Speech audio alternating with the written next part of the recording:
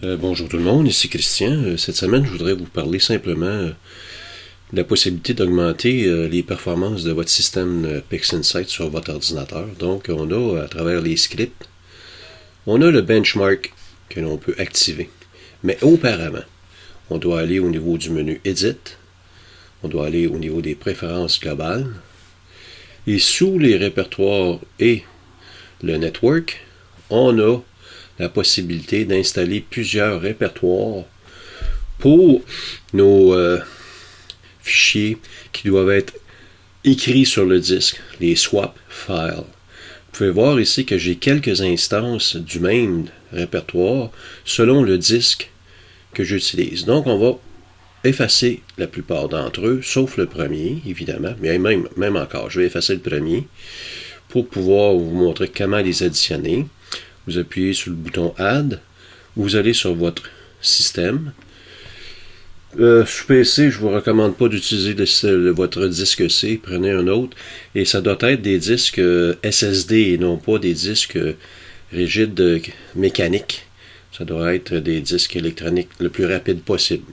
Disons que prenez votre disque le plus rapide possible de votre système. Vous créez un répertoire, moi je les ai appelés Swap PI et je l'ajoute.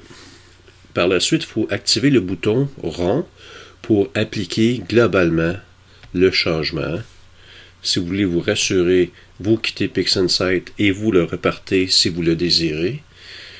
Je ne le ferai pas pour le moment. Et je vais faire le benchmark. Donc c'est un script qu'on ne peut pas rien faire d'autre que d'entrer à l'intérieur et de rouler le benchmark. On attend quelques secondes, le temps que le tout se fasse. Les calculs internes, justement les fichiers swap, les fichiers qui doivent être inscrits sur le disque pour des calculs supplémentaires lors de la création de vos images, selon les procédés, que ce soit les scripts de CT Astro, que ce soit Blur Exterminator ou encore Noise Exterminator, les calculs qui doivent être faits à l'intérieur du système pour vous donner des rendus sur vos images. Le premier est assez long, parce qu'on a seulement un répertoire. Donc, je vous reviens dès que c'est terminé. Et voilà, c'est terminé. On peut utiliser les chiffres qui sont dans le bas de l'image de la galaxie. On voit le total, le CPU, le swap, etc., etc. On peut appuyer sur le bouton Report pour le rapport.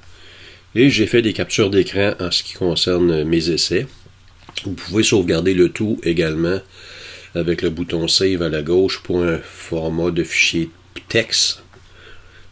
Raw text, il n'y a rien de. C'est un texte vraiment plat, là. Vous pouvez l'utiliser avec un notepad ou avec toute application de base. Et vous avez vos temps d'exécution de 1 minute 8. Le CPU a été utilisé pendant 22 secondes. Le swap time, le temps de transfert était de 45 secondes. Et j'ai des chiffres dans le bas pour les performances, autant au niveau du CPU que du swap. Je quitte. Je ferme mon image. Je détruis on ferme le tout. Et on retourne dans Edit pour ajouter une deuxième instance du même répertoire. Donc, je vais sur mon disque SSD, Swap File. Je l'ajoute. J'ai une deuxième instance. Je sauvegarde le tout. Je l'applique au niveau global. Et on recommence le procédé benchmark. Oups. On rentre. Vous voyez, on a perdu notre rapport.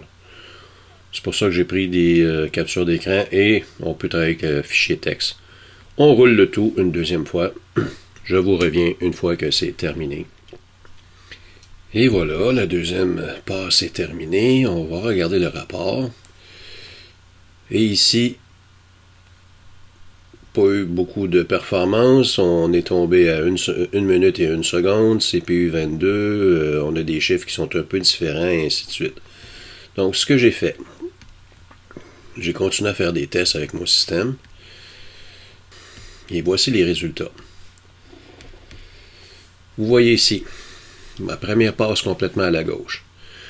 Ça a pris 45 secondes de swap time. La deuxième, un répertoire sur 2 SSD. Moi, je vais vous montrer une photographie de mon système. J'ai 4 SSD de brancher sur mon Mac Mini M2 Pro avec connecteur Thunderbolt. Il y a aussi le USB 3.2, je crois, qui atteint 40 gigabits par seconde. Donc, c'est les technologies actuelles en 2024. Au mois d'août, qui sont les plus rapides et accessibles. Dans quelques années, ça pourrait changer pour d'autres technologies encore plus rapides. Donc, ça vaudrait la peine d'utiliser les techniques et les possibilités technologies les plus rapides possibles pour votre système. Ici, vous voyez, avec un répertoire sur 2 SSD, je suis tombé à 15 secondes au lieu de 45 secondes. Si je prends un répertoire sur 3 SSD, je suis tombé à 9 secondes et 63 pour le temps d'inscrire les fichiers. Avec un taux de transfert à 1721. Un répertoire sur 4 SSD, je suis tombé à 7.48 secondes. Les chiffres du bas augmentent en tout temps. J'ai essayé par la suite 2 instances sur 4 SSD. Ça me donne 7.40 avec des chiffres assez concluants. J'ai essayé sur 3 répertoires sur 4 SSD, je ne gagne pas en temps. Vous voyez ici, on est de 7 secondes 40 à 7 secondes 47. 4 répertoires sur 4 SSD, je tombe à 7.37. Le temps est plus court, mais mes chiffres globaux sont moins bons. Dans mon cas, c'est 2 répertoires sur 4 SSD qui me donnent la meilleure combinaison pour mon système. C'est la façon de faire pour pouvoir augmenter la rapidité de performance de votre système. Il y a des gens sur PixInsight Québec qui m'ont demandé comment je peux faire pour travailler le CUDA. Ça, c'est les gens de PC. Moi, sur Macintosh, je n'ai pas eu à travailler ça. Attendez voir que je regarde mes notes. Ici, j'ai dans le lien, dans la description du vidéo, vous allez avoir des hyperliens pour des vidéos YouTube. Ici, on a sur YouTube Crazy Gig qui nous donne... je vais enlever la publicité. Là.